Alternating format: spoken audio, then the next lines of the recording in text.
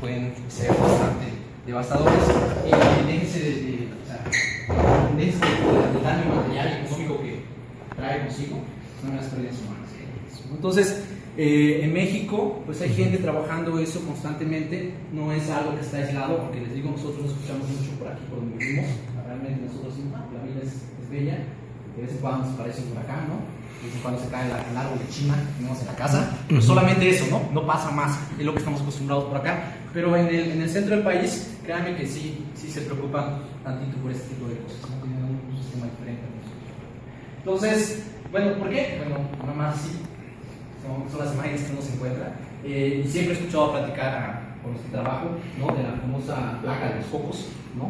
Y dice que la placa de los cocos no funciona lo mismo. Entonces, esta placa que siempre está en movimiento durante todo el año, siempre en movimiento, y toda la costa del Pacífico, por lo general, siempre en movimiento. Ustedes van en internet, ven un sismo en tal lugar, ¿no? Y van a ver que es en alguno de esos lados donde se desarrolla, donde empieza, donde está el epicentro, ¿ok? En uno de esos lugares donde cae, en algún lugar, ¿no? Por lo general, siempre escuchamos la parte de Guerrero. Se empieza a ver más movimiento, además del movimiento político que hay todo tipo de movimiento. Entonces, pues uno escucha eso y se pregunta qué es lo que pasa, qué es lo que sucede en uno de esos movimientos. Bueno, ahí está una definición que pueden encontrar prácticamente en cualquier lado, en el caso de un clic pueden encontrar una definición, pero en general un sismo es una liberación de energía y pueden ocurrir de diferentes formas. Se hace una liberación de energía. Tengo una imagen que puede describir como digo, muy pobre, pero bueno, es una ruptura, hay una ruptura y una liberación de energía. Aquí podemos ver una ruptura, que se está en la ruptura cuando falla el electrón, y hay una liberación de energía en ese momento, ¿no? Se libera la energía, ¿no? Fuerte, y pues acá pueden ver en el dibujo, trato de ver cómo se van propagando algunos procesos. Vamos a hablar un poquito más de las ondas, me parece, pero bueno, en sí, lo que yo en particular analizo es cómo esto se propaga por acá. Es decir, yo no estudio qué genera esto ni qué otros factores hay en el desprendimiento, en la liberación de energía. Me interesa analizar cómo se propagan las ondas. Uno preguntará, bueno, qué chiste, ¿no? Quizá lo más importante es saber cuáles son todas las cosas que llegan con un sismo, o cuáles son todos los factores que influyen, o qué es lo que hace que sea más fuerte o menos fuerte. Quizás sea eso, ¿no? Qué chiste estudiar nada más unas onditas. Bueno, sucede que estas ondas, cuando se propagan, más adelante vamos a discutir, causan unos efectos de sitio. ¿Qué son los efectos de sitio? Que depende, o sea, la onda, aunque el sismo tarde un tiempo y sea de cierta intensidad, no afecta de la misma forma a todos los lugares. Por ejemplo, si ustedes están, ahorita que yo veo los datos, que está trabajando un profesor conmigo, los datos se miden en diferentes localidades de la Ciudad de México. El mismo sismo tiene diferentes efectos en diferentes lugares, de acuerdo al subsuelo o de acuerdo a la capa, la corteza, donde esté la región. Y bueno, más adelante comentaremos esto, porque ahorita nada más estoy hablando de grosso modo, pero sí, es muy interesante solamente ese efecto de cómo se propaga la onda en el subsuelo. Pregunta. ¿Sí? Cuando dices que quieres ver ese efecto, ¿a qué te refieres más específicamente? Me refiero a modelar. Me interesa modelar cómo se propaga esa onda en diferentes subsuelos, ¿no? Aquí aparece nada más un ojito que está todo planito, pero realmente abajo no es todo planito ni así bonito como acá en un solo color, ¿no?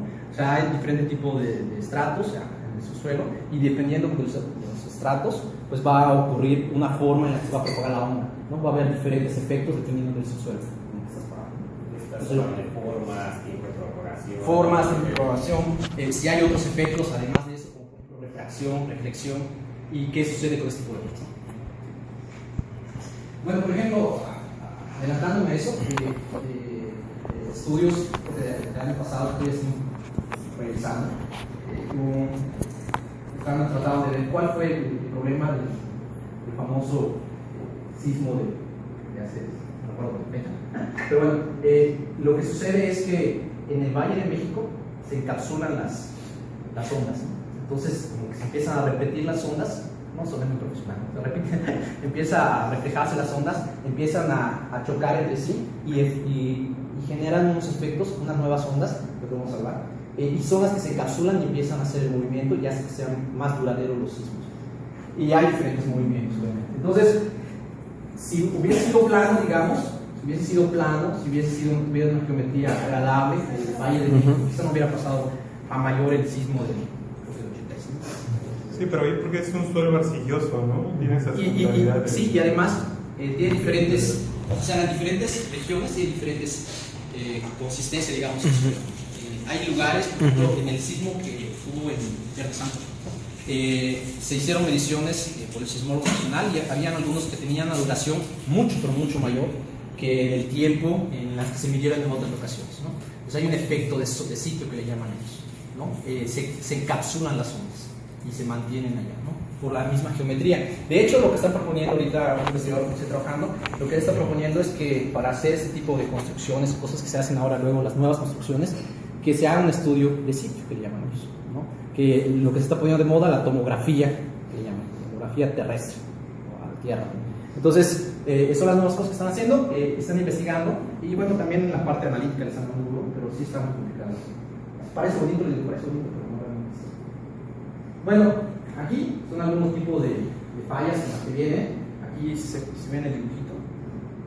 Aquí digo que hay un plano de falla, y bueno, ¿qué tipo de falla hay? Pues aparecen como 4 principales, que es la normal, ¿no? Que es cuando se separa, ¿no? Una se va separando. La inversa, cuando se va presionando, las dos capas van presionando, una gana a otra, ¿no? La horizontal, que se mueve, choca nada más, y la mixta, bueno, que choca, que se empuja, ¿no? Se mueve. Entonces, pues son estos los movimientos de las capas, ¿no? De la Tierra, que van liberando energía aquí en algún momento, ¿no? Está muy bonito con unas animaciones, pero ahorita no. Bueno, entonces, pues ahí está, ¿no? Si ustedes van, y este cuate que es lo que está haciendo, van a buscar sismología, van a ver en qué esta es parte de geofísica. Algunos cursos toman algunos cursos que llaman de geofísica, ¿verdad? Pero bueno, pero entre sus ocupaciones, objetivos, sismología, están como 3 cosas, ¿no? Bueno, yo en particular estoy acá, en la propagación de ondas, ¿no? Gente haciendo nada más eso, propagación de ondas. Yo digo, nuevamente parece como sencillo, pero no. Además que tiene aplicaciones, o sea, una vez que tú tienes un modelo que te describe de alguna manera cómo se propaga la onda en un tipo de suelo, en algunas propiedades, le hacen los atributos a las propiedades, a los estratos, pues tú puedes, por ejemplo, determinar si hay ciertos tipos de rocas en ese suelo, con algunos datos, obviamente. ¿Para qué sirve eso? Se dirán, ¿para qué quiero saber qué tipo de roca hay allá? Bueno, para los que buscan petróleo les gusta eso, ¿no? Pues imaginarán por qué. Está asociado a la búsqueda de hidrocarburos o aceite, como llaman, con la presencia de algunos tipos de piedra, se llama la lutita, si algo que significa. ¿Ok? Entonces, bueno, también hay esa aplicación en ese tipo de cosas. Bueno, vamos a comentar que hay como 2 tipos de ondas, que son como las ondas de cuerpo y las ondas superficiales. Las ondas de cuerpo son como 2, ¿no? Claro, son como 2, digo, porque hay la onda P rápida, la cuasi P, la P lenta, la onda S lenta, rápida. Que bueno, son los efectos que nosotros podemos ver como cuando se propaga la onda, son los efectos que hacen a la corteza terrestre o al medio donde se está propagando, ¿no? Aquí tengo unos dibujitos, se alcanzan a ver. Por ejemplo, la onda P se va comprimiendo. Hagan de cuenta que estamos en una fila con varios camaradas acá, como que le voy empujando al lado, ¿no? Nos vamos haciendo así, nos vamos juntitos, uno le hace así, y es como la onda P. La onda P es la que llega primero. Cuando hay un sismo, un momento abrupto, la primera que llega, la primera que se siente es la onda P. Y les digo, solamente con su camarada lo van empujando, comprimiendo o estirando. En este caso está comprimiendo, pero van comprimiendo, estirando. En tanto que la onda S, pues son la que tiene la mayor parte de energía. Si ustedes van y aplican en un sismograma sintético y ven cuál es la que libera mayor energía o la que captura mayor energía, es la onda S, que es, digamos, la que viene a mover todo, ¿no? La que hace todo el movimiento es la onda S, ¿no? La onda P, pues ahí nada más para de aviso, digamos, ¿no? Ahí viene, y llega la onda S. Entonces, bueno, esta es la que a mí me preocupa, es la que estoy estudiando, cómo se propaga la onda S y la onda P. Pero hay otro tipo de onda, no solamente estas, que estas, como les dije, son las ondas del cuerpo, son las que llevan a mayor energía. Aparecen ese otro tipo de ondas, ¿no? Hay dos ondas y hay otros tipos de movimiento. Esta se mueve, pues así, ¿no? Si estuviéramos en una fila nuevamente, les digo, los camaradas como que empujo, la otra es como que hacemos la ola, ¿no? Y la otra como que nos movemos a los lados, ¿no?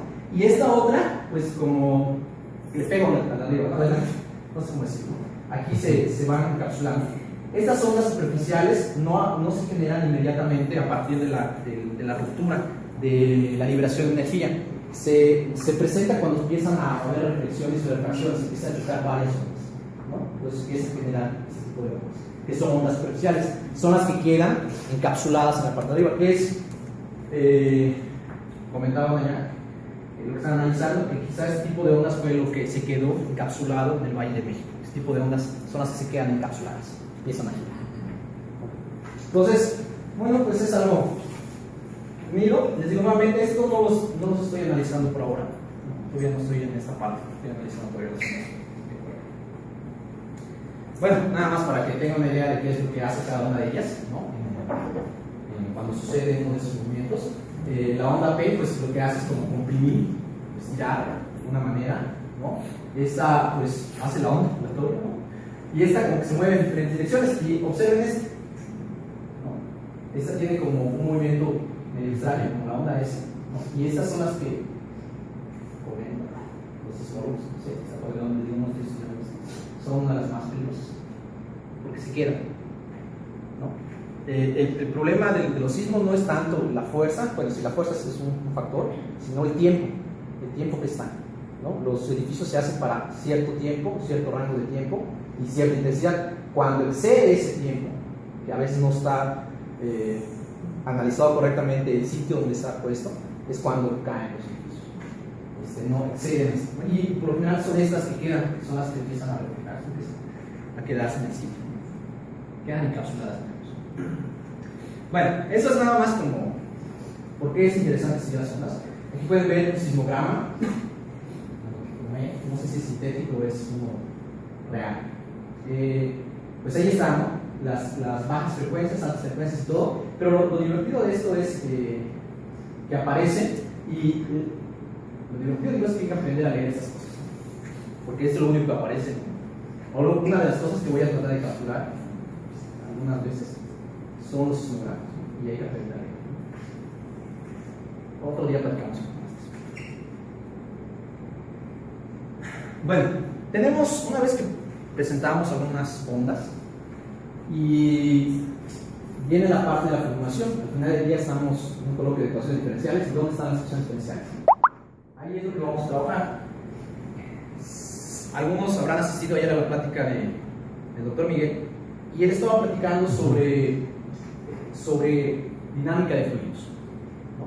Estaba hablando sobre dinámica de fluidos, y ahí, en la dinámica, en las cosas que él platicaba, comentaba ciertas características que habían, ciertas ecuaciones diferenciales que modelaban lo que él estaba trabajando.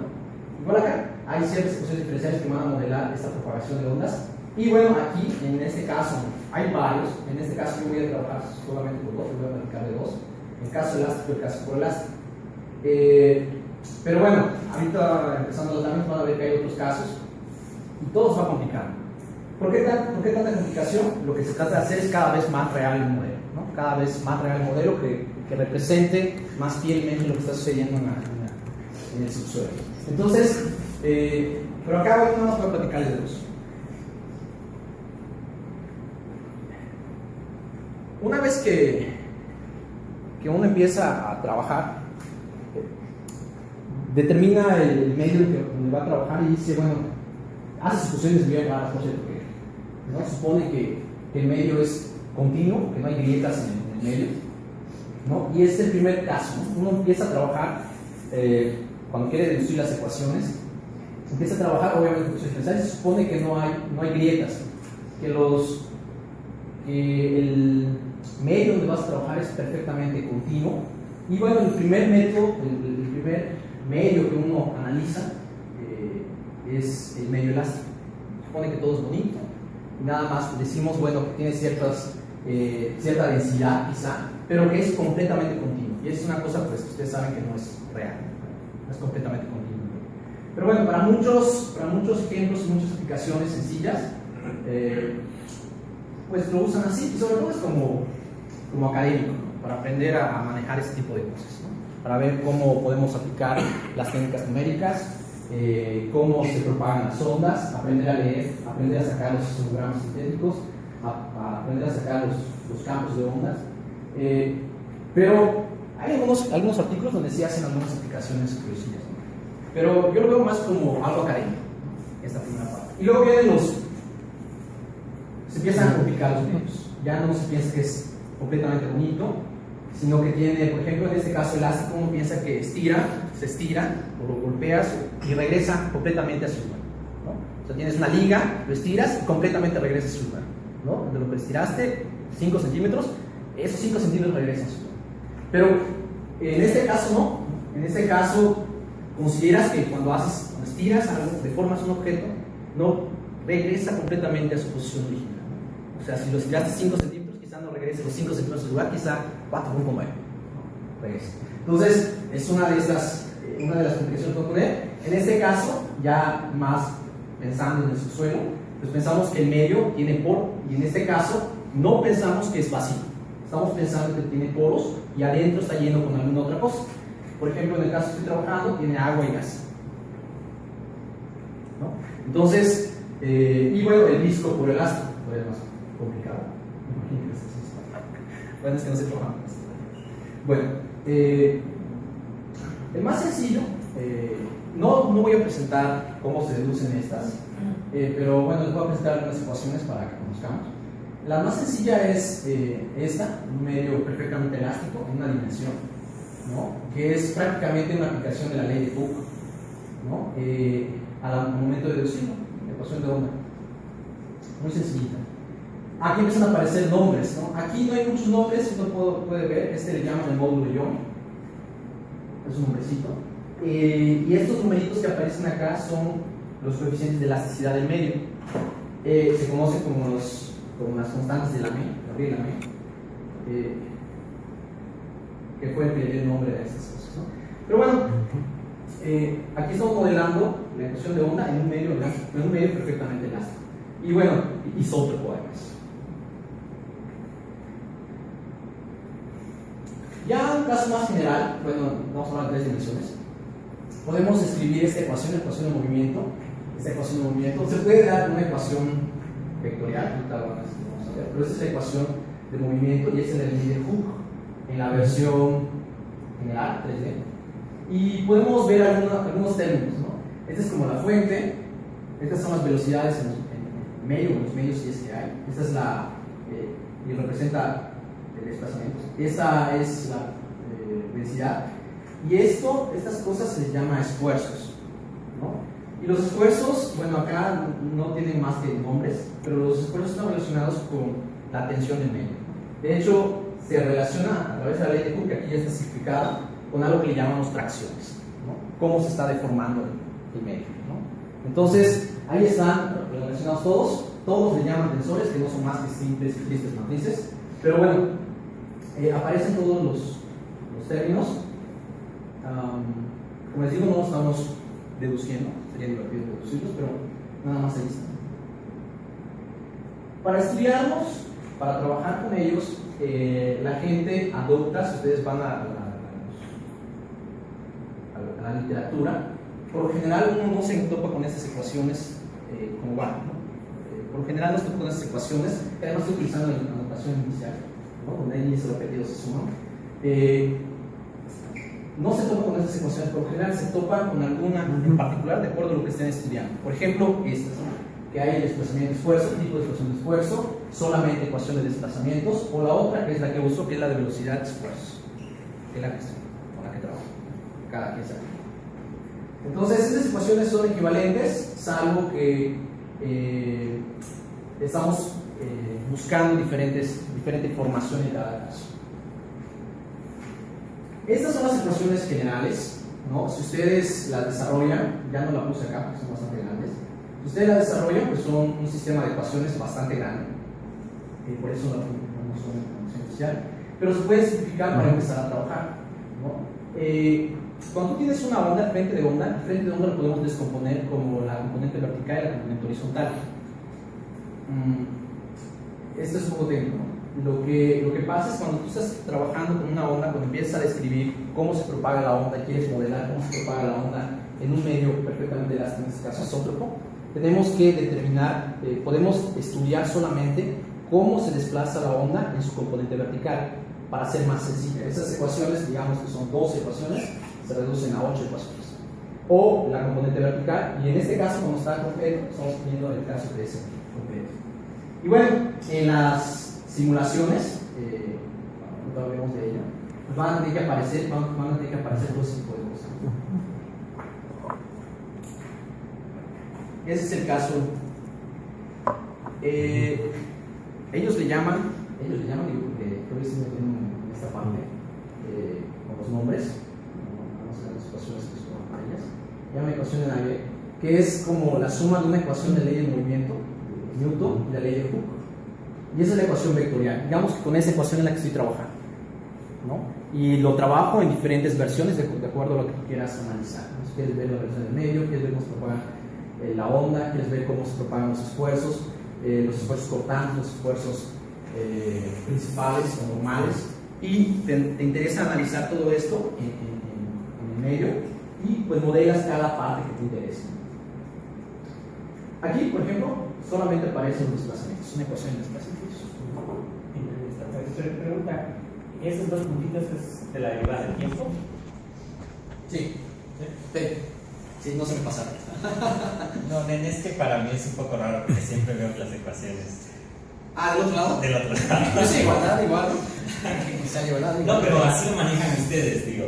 No, yo, o sea, los de ya está. Ya estoy allá dentro, ¿no? No, pero sí, así lo manejan. Formato que manejan. Bueno, de hecho, yo he visto que lo manejan, ¿no? Pero sí lo manejan, ¿no? Lo que pasa es que, por lo general, cuando empiezas allá a modelar, no usas esa ecuación, la ecuación vectorial, utilizas la ecuación en alguna versión que les puse, ¿no? Ya sea desplazamiento de esfuerzo, solamente desplazamiento, velocidad de esfuerzo, ¿no? Y empiezas a trabajar. Claro, aquí hay que trabajar, no es nada más, yo les comento aquí, la lámina aparece en una otra, similar, ¿no? Pero sí hay que trabajar para escribir una y tiene el porqué, de una forma física, porque se puede escribir de esa manera, ¿no? Y que sí realmente estamos capturando la información que se necesita.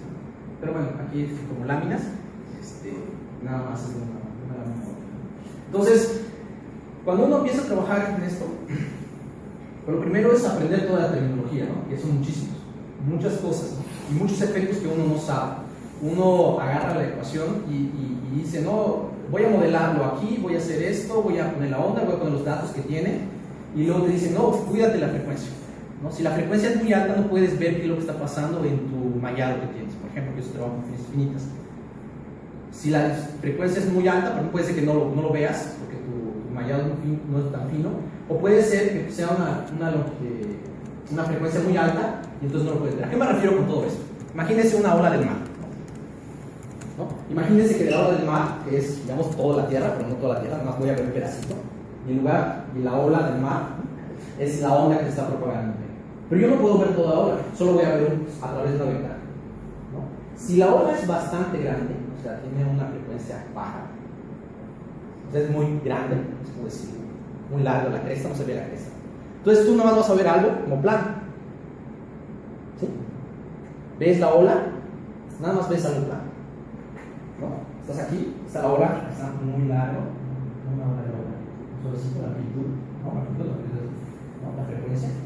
Entonces, ves nada más una parte, no ves nada, realmente no ves nada, ¿no? Entonces, también tienes que cuidar la frecuencia, ¿no? Si la frecuencia es suficiente para que puedas ver una hora y otra hora, 2 horas, digamos, entonces si puedes ver que aparezca y se vaya moviendo a través del medio, ¿sí?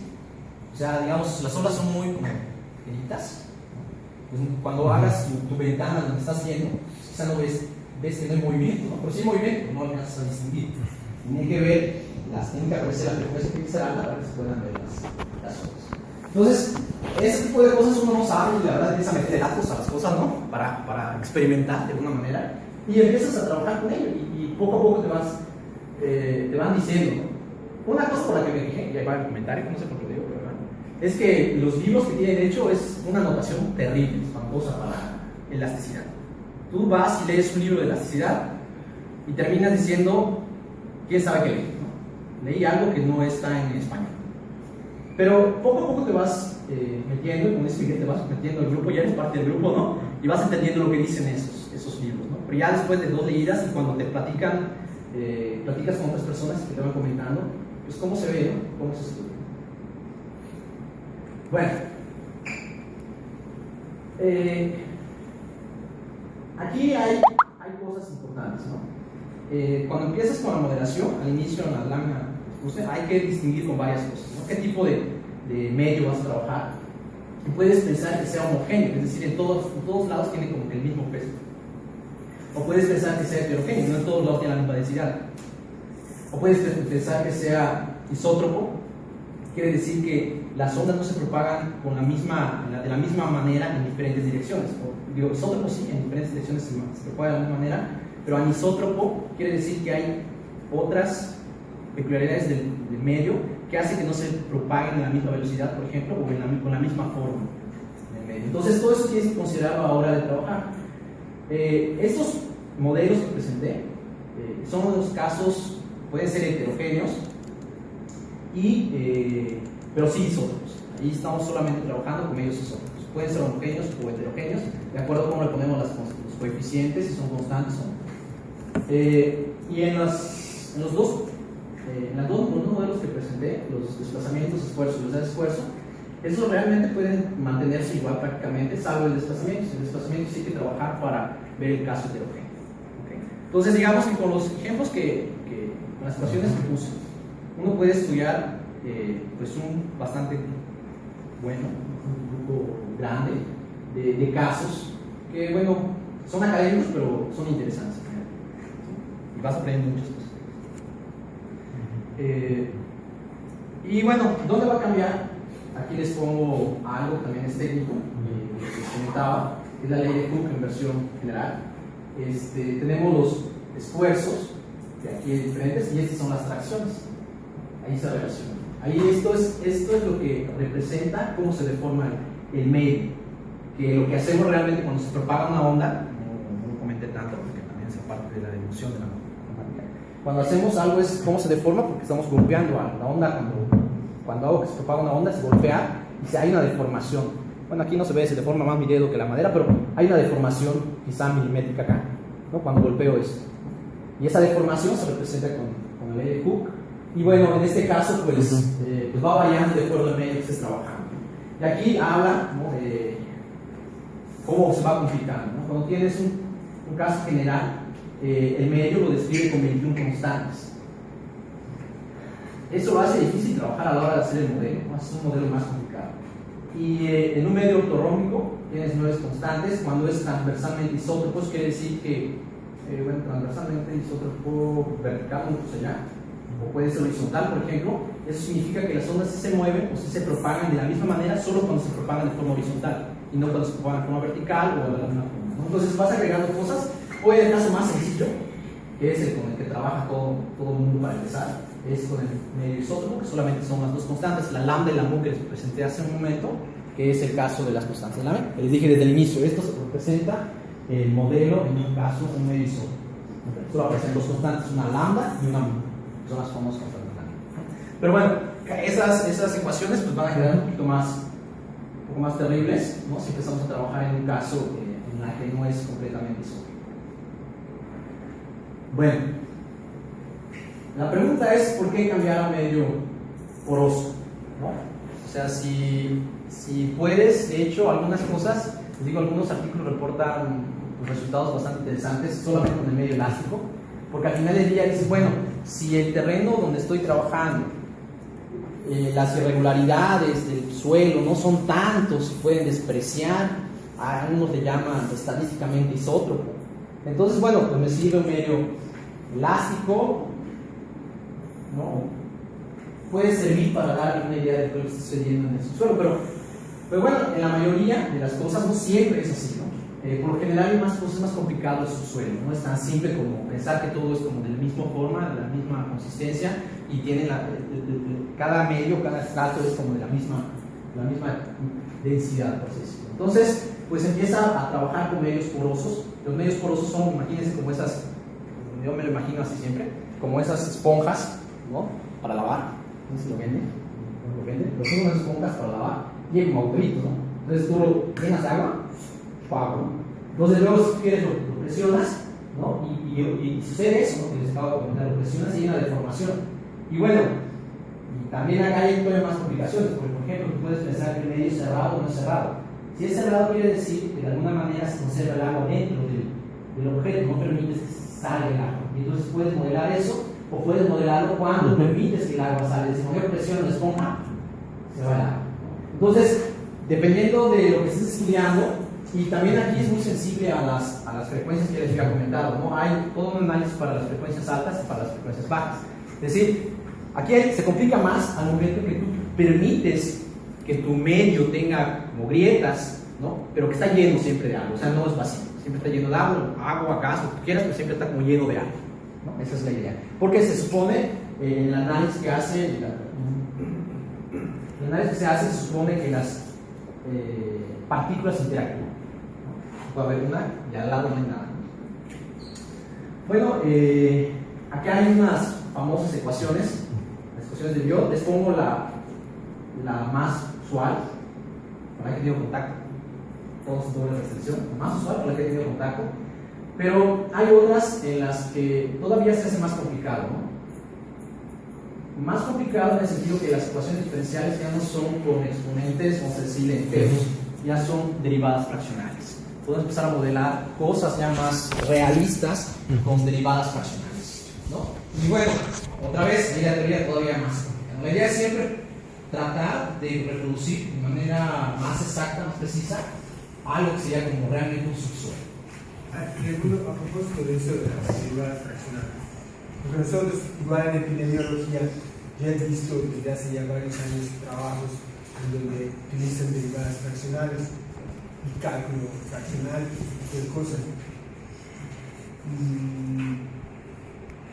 Yo no he visto una justificación de que eso sea mejor o no sea nada más una sofisticación, ¿sí? O sea, que sea un puro ejercicio matemático sobre un objeto más sofisticado. De hecho, por esa es la razón que yo como que digo, ¿no? Entonces, casualmente yo venía platicando con Cruz el lunes de eso, que él me dijo, estoy haciendo unas cosas de fracciones con derivadas parciales. Y yo le dije, yo las vi hace 3, 4 años, pero la verdad no he entrado porque no lo he visto, ¿no? Pero ahora tú me dices que sí, que es más realista, ¿no? Bueno, eso es lo que dice la literatura, ¿no? Yo le digo que estoy empezando a trabajar todavía con eso. De hecho, yo estoy trabajando con esta. Eso lo usan en medios anómalos, ¿no? Lo que tengo entendido de la parte fraccionaria. Bueno, yo me he visto que lo relacionan más con casos, no la presenté, de esa parte. Aquí se va a ver en la primera parte. Pero lo que yo he visto es más como el hecho, como lo que he estado empezando a realizar, por otro lado, no lo estoy realizando aquí, en mi trabajo no estoy trabajando en las fraccionales. Ahorita que estoy trabajando para abordar esto con otra técnica, hacer un paréntesis, lo que estoy trabajando es un poco más como probabilístico. En el sentido probabilístico trabajan la parte de derivadas fraccionales. Desde ahí lo abordan, desde lo que estoy empezando a trabajar por otro lado, se está abordando desde un punto de vista probabilístico. Yo no sé qué son las derivadas fraccionales. Bueno, las derivadas fraccionales puedo decir una definición, por ejemplo, la derivada del campo, pero hay muchas definiciones. No hay una definición. Es algo que quieres generalizar de alguna manera, en algún sentido de hecho, de acuerdo a la derivada que tú selecciones para trabajar, generalizas de alguna manera la derivada en algún sentido. No hay una definición que sirva para todos. O sea, tú agarras una definición y empiezas a trabajar con el vivir, por ejemplo, y generalizas algunos conceptos de la derivada, pero no todos. Agarras toda la definición y generalizas algunas cosas y otras cosas que serían las derivadas comunes y mantienes sus reglas. En el caso de epidemiología, bueno, he visto aplicaciones en epidemiología o ejercicio y es Caputo. No recuerdo el primer nombre, pero Sí, tiene su nombre, sí, ¿no? el personaje es Caputo, que desarrolló una serie de teoría. Sí, ahí tú lo eliges ya más en el sentido de la parte de análisis matemático. Tú decides qué quieres extender, qué propiedad quieres extender, lo que estás analizando, ¿no? Porque, te digo, provienen de cosas probabilísticas, de distribuciones de probabilidad. Por ejemplo, la ecuación difusiva fraccionaria, como están trabajando, que es como el caminado aleatorio, ¿no? Caminante aleatorio, de ahí proviene esa generalización de difusión. Pero te digo, tú eliges la derivada que te guste, y de hecho tampoco hay equivalencias entre las derivadas, ¿no? Algunas son... ¿El modelo para qué sería, como dices, generalizar o simplificar? ¿A qué te refieres? En el sentido de... Yo estoy trabajando con modelo simplificado. Ahorita estoy usando un modelo simplificado. Sí, o sea, ese hecho, ¿qué haría en tu modelo, no? ¿Mejoraría mejor la física o podrías encontrar mejor la solución? Bueno, ya la solución analítica ya no... No, pero en términos generales, ¿por qué esa modificación? Pues lo que intenta es representar de una manera más real. No lo he leído, ¿verdad? O sea, nada más sé que hay algo que puedes seguir revisando en literatura. Sé que tratan de hacerlo más realista. Es lo que he leído, obviamente. Y digo que no tengo que leer todo, no he leído ahorita estas cosas. Solo un comentario.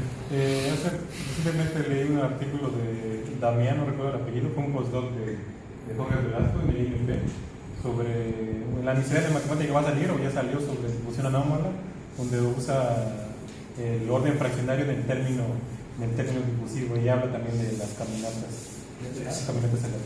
Sí, hay mucha literatura. No he tenido tiempo de leer, pero sí hay bastante literatura en la parte de cómo abordar esto. Yo lo empecé a abordar por ocioso, con un tema que se me metió en la cabeza y que quiero trabajar con él, que son las funciones de base radial, ¿no? Para modelar ecuaciones diferenciales, para resolver ecuaciones diferenciales numéricamente. Entonces, al trabajar eso, sucede que cuando tú trabajas con las funciones de base radial, cuando empiezas a interpolar, aparecen matrices que llaman llenas, ¿no? Cuando tú estás trabajando con algún método numérico, lo que amas, o no sé cómo decirlo, son las matrices que tienen muchos ceros, ¿no? Mientras más ceros, esparcidas, ¿no? Es lo que buscamos, las sencillas. Esparcidas, ¿no? Esparcidas, no, las esparzo. Pero resulta que con este método, con esta técnica, con esta forma, pues las matrices que aparecen son matrices llenas. Entonces, pues parece como una desventaja frente a problemas pues ya muy trabajados con ecuaciones con diferencias finitas o elemento finito. Parece ser una desventaja. Lo divertido es que cuando empecé a leer esto, cuando habla sobre redes, modelación de neuronas en el cerebro, cuando empiezan a trabajar con ecuaciones diferenciales de orden fraccionario, cuando empiezan a modelarlo con algún método, empiezan a aparecer matrices llenas, ¿no? Entonces ya matrices más complicadas. Entonces pues la idea era emparejar las funciones de base radial que ya de entrada traían estos, pero tienen un orden de exactitud espectral, sea lo que significa eso. Entonces por eso fue como que el movimiento, pero yo estoy estudiando eso por otro lado. Esto es lo que hago en el libro. Todavía no me dio nada, es nada más ese comentario para que haya más cosas. Bueno, entonces ya me quedé en... Bueno, entonces este sistema de ecuaciones se puede simplificar otra vez con índices repetidos, con ecuaciones repetidos, que es la que estoy trabajando, porque es la más usual. La literatura varía dependiendo aquí, por ejemplo, a algunos no les gusta trabajar con los esfuerzos o con la presión de esta forma, se le cambia. Entonces van a la literatura, seguramente encontrarán esta primera parte que son las ecuaciones de movimiento y estas otras pues quizá vengan en diferentes formas, ¿no? Entonces, pero por lo general estas siempre no aparecen, ¿no? Son muy divertidas. Bueno, son las ecuaciones de Biot. Ustedes pueden ir y leer, creo que son, aquí no lo leí, pero es un medio poroelástico, localmente homogéneo y estadísticamente isótropo. Esas son las características que estamos modelando con esa ecuación. O sea, tampoco es tan complicado el medio que estamos trabajando. Bueno, pues ahí está. Viene la parte de la formulación numérica. Otra vez, ¿no? Es algo visto en 1960. En 1960 a alguien se le ocurrió empezar a trabajar con esto y empezar a hacer sismogramas sintéticos. empezó a trabajar, a calcular sus primeros primera conversión de onda, pues ya tenía las ecuaciones. De hecho las ecuaciones de Young están también desde el 60, pero alguien empezó ya a trabajar y bueno, con el boom de las computadoras en los 80 empezó a mejorar eso. Sale algo que se llama sismología computacional. Es como en parte de eso. Pues ¿qué es, no? ¿Qué es lo que hay? ¿Qué es lo que hace, no? Pues es solamente para sismología, ¿no? Las ecuaciones diferenciales relacionadas con sismología. Lo importante acá, digo lo importante, yo todavía estoy en esa parte, tratando campos de onda. La gente se vuelve, o sea, si tú vas con un sismólogo y le muestras estas figuritas, pues sí está bonito, dice, ¿no? Está bonito la ondita esa, ¿no? Se ve cómo se va la ondita, está bonito, pero si tú le muestras esto, bueno, ya estás haciendo ciencia, ¿no? Cuando le muestras un sistema, un sismograma sintético, dices, bueno, ahora sí ya eres serio, no es, ahí estás aprendiendo, ¿no? Porque ya sabes interpretar un sismograma sintético, ¿no? Entonces, pues esa es la idea, ¿no? La idea es trabajar con estas dos cosas y cuando ustedes van a este tipo de temas, los reportes lo que ustedes van a ver son o dibujitos, capturas de pantalla de esto o estos, ¿no? Y hay unos que solamente tienen sismogramas sintéticos, ¿no? Y hay que aprender a leerlos. Bueno, ¿en dónde se necesita? ¿Dónde se necesita este, como le llaman ese término? Sismología computacional. Prácticamente todo lo que no sea trivial, que no sea académico, ¿no? Ahí aparece. Van a ver esos nombrecitos.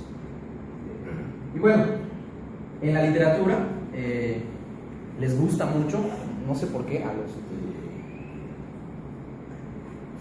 ciencias de la Tierra, pero les gusta mucho hacer como estado de arte. Entonces tú vas y quieres saber estado de arte de ecuación de ondas, no le das clic y aparece, ¿no? Y te dice la historia, cómo ha estado. Y entonces, pues obviamente como estas son las más fáciles de usar. Eso es necesario. No, les gusta, no, pero lo hacen, ¿no? Hay proyectos que se ven solo para sí, solo por eso, sí, por historia, o sea, de historia. Y bueno, y lo bueno es que está allá y luego tú puedes dar clic y regresar, ¿no? Fácilmente. Bueno, la literatura dice que porque es muy sencillo. No hay un método, en lo que he estado investigando ahora, revisando, no hay un método que le gane a todos. O sea, no puedo casarme con alguno. O sea, yo puedo decir, bueno, yo soy muy bueno con los métodos pseudoespectrales, voy a hacer todo con métodos pseudoespectrales. No todos los métodos son así, no todos pueden trabajar. Un día estaba platicando con un profe y estábamos platicando por qué trabajo con el método infinito o uno infinito. Y le estábamos diciendo, bueno, pues ve, fabuloso, vamos a trabajar siempre con eso. Y me dice, no. Si tú vas a Pemex, ¿qué parte? La extracción de petróleo, la simulación sobre un ducto,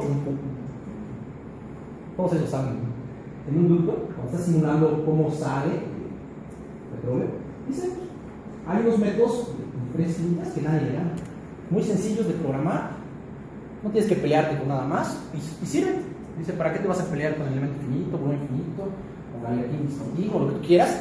Si hay herramienta que satisface eso. Entonces, en general, no hay un solo método para todos, y entonces esos son como los órdenes en la literatura. Hasta ahora eso quiere decir, está ganando gente estos, los métodos del elemento infinito, está ganando mucha gente. Ese también hace poco empezó a jalar bastante gente. Boundary Element Method. Boundary. Entonces también empezó a ganar gente, pero bueno, así todavía no está ganando sus adeptos, entonces pues, está allá entre los. Y bueno, pues cada quien elige uno. Obviamente uno va a elegir uno de esos métodos dependiendo de lo que quiera modelar, ¿no? Y en qué tipo de geometría, qué tipo de medio, qué tipo de geometría va a trabajar, ¿no? Obviamente cuando tomas una geometría muy sencillita, pues empiezas a hacer tus primeros experimentos con diferentes fluidos, que es mi caso, trabajo con ellos. Pero bueno, esperemos trabajar, en esta voy a trabajar, son las funciones de base raya, también esperemos empezar a trabajar. Mario ya conoce eso, que sonríe con ver el base raya. Bueno, esas que son nuevas. Son nuevas. Es la única desventaja, casi no hay, ni teoría, ni teoría. Entonces lo que te pegas es perderte, ¿no? Bueno, es nuevo entre comillas, pero hay gente que está trabajando bastante, ¿no? Wendland, y hay otros cuadros que están avanzando desde mismo. Pero sí hay. Yo hablaba hace 5 años cuando me topé con ellas. No, sí hay mucha gente trabajando durísimo, ¿no? Y hay muchos resultados. Pero sí, es un. Hay estado de arte. Esto ya no es. No, sí hay estado de arte, pero es muy pobre. Lo que La gente está Pero trabajando. pues está, ¿no? Entonces, si hay proyectos para eso, pues está adelante, ¿no? Claro, está. Y está muy divertida esa sesión, ¿no? Entonces, los que han tenido la suerte de verlas, pero sí son muy técnicas, así que se ve mucho análisis para nosotros. Pero bueno, no vine a platicar eso, no platicar en general, de una vista general de lo que me encanta. Bueno, todo esto, pues uno tiene esas consideraciones a la hora de hacerlo. También hay que pensar pues muchas cosas, ¿no? El doctor Miguel nos estaba platicando ayer de varias consideraciones que él tenía, ¿no? Cuando empiezas a simplificar los métodos, empiezas a simplificar tu dominio de trabajo, tus ecuaciones quedan simplificadas, entonces pierdes algunas cosas que realmente suceden en el medio, pierdes algunas cosas y tienes que hacer que aparezca eso, ¿no? En tu simulación. Entonces tú hay que tener pendiente que puedes pensar, hace un momento platicaba que si es un medio cerrado, un término que sale líquido, ¿cómo hago eso? ¿Cómo ese efecto lo capturo cuando programo? ¿Cómo hago eso? Que no salga líquido. ¿O cómo hago que sí salga líquido? ¿Cómo modelo un medio infinito? A mí me interesan los medios infinitos, no me interesan los medios explotados. Como Miguel estaba poniendo un río, pues, toma una parte y acá al otro lado saca todo. En general, eso es un medio infinito, nada más que viene en una ventana. Y tengo que agregar ese tipo de cosas, ¿no? Fronteras absorbentes, fuente temporal, fuente espacial, y ese tipo de cosas son consideraciones para hacerlo de alguna manera un poco más realista tu modelo, ¿no? No solamente es, ahí está la ecuación diferencial y la meto y lo que quede, ¿no? Hay que hacer que sea un poco más realista a la hora de modelar numéricamente, ¿no? Entonces todo eso pues es parte del trabajo, pues hay que hacer y hay que tener consideraciones, y todo eso pues dependiendo del método que hayas elegido, ¿no? Pues puede ser fácil o tienes que pues sentarte a pensarle tantito cómo hacer esas modificaciones, ¿no? Algunas las más fáciles, algunas no. Bueno, aquí hay el comentario que quería poner. En general, en medios porosos, la vida es más difícil, ¿no? O sea, hay muchas otras consideraciones que tienes que tener que no tenías, que no te imaginabas ni siquiera en el caso elástico, que era mucho más sencillo.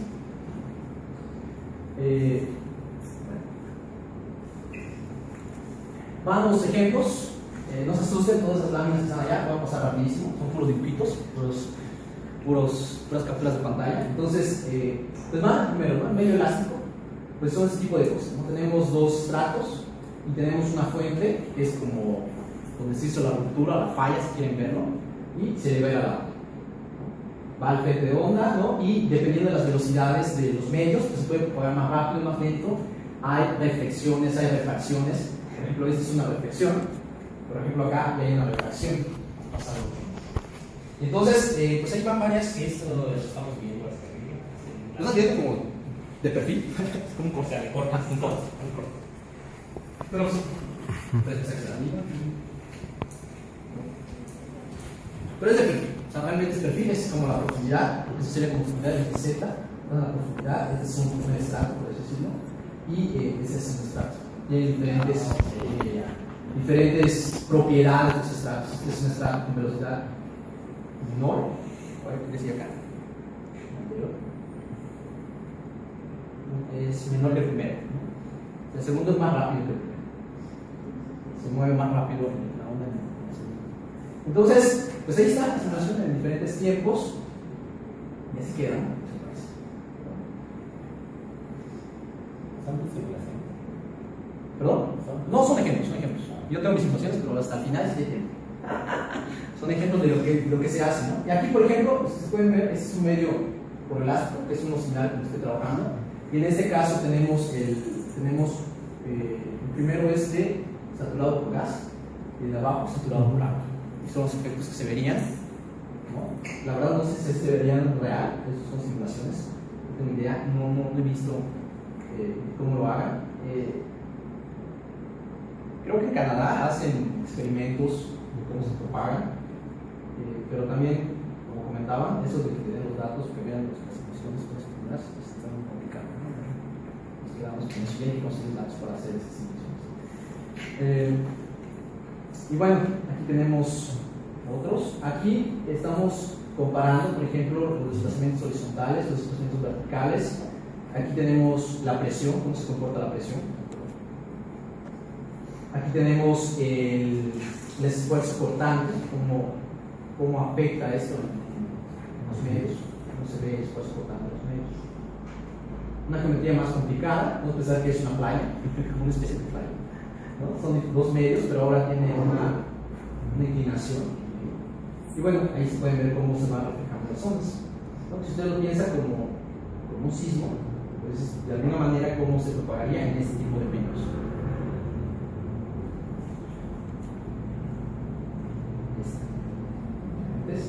Pues geometrías más complicadas, en este caso no se debe engañar, en este caso elástico.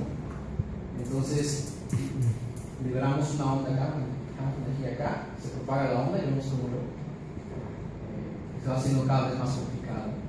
Entonces, ese tipo de fenómenos es lo que pasa en los momentos en los que se atrapan en algún lugar, dependiendo de la geometría de la región. Cuando se atrapa en una región de ese tipo de ondas, viene la onda S, viene la onda B, se quedan encapsulados y esto es lo que permanece después del sismo en ciertos lugares. No traigo los datos, pero les digo, el Viernes Santo de ese año, en algunas regiones del Distrito Federal fue más largo el sismo que en otros. Bueno, tenemos la onda del otro lado, cómo se propaga, la ondita, y bueno, no hay tanto. Se disipa un poco más así. Depende de qué lado provenga la onda. Y bueno, ese es el efecto que hay que capturar. Aquí lo pueden ver. Estamos en general, pero aquí podemos ver los efectos. La onda reflejada, podemos ver la onda reflejada. Aquí se libera la energía. Y esta es la onda directa. Aquí tenemos la onda refractada, que es la que pasa al otro medio, y esta es la onda reflejada. Y todo eso tiene que aparecer en este. Y bueno, como les comentaba, ya para terminar, varias reflexiones que van a generar las ondas superficiales, que es lo que hace peligroso los sismos de alguna manera, y eso es lo que está interesante analizar. Cuando tienes su geometría, o sea, ¿para qué estoy haciendo todo esto? Meter geometrías más complicadas si quiero trabajar en la parte de sismología, capturar sismogramas sintéticos, o para lo que yo quiero hacer, que es una física física y determinar ciertas propiedades del subsuelo en diferentes lugares, ciertas rocas, características de rocas. Pero bueno, cada quien lo usa para lo que necesite. ¿Alguna pregunta?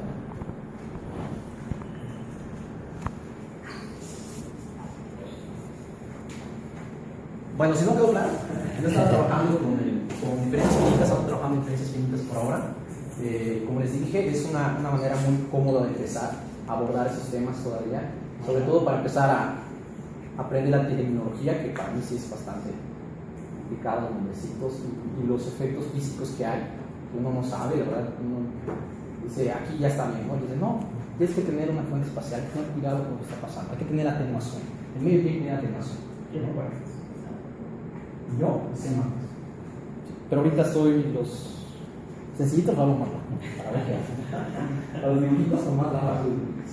Y bueno, y la idea es empezar a trabajar un poco con las funciones basadas, ya que hay poco en la teoría, en la literatura, con estos medios, de capturar un poquito más eficientemente los conceptos. ¿Alguna pregunta? Bueno, pues agradecemos en toda la participación de Raimundo, pues le entregamos aquí la constancia. Gracias.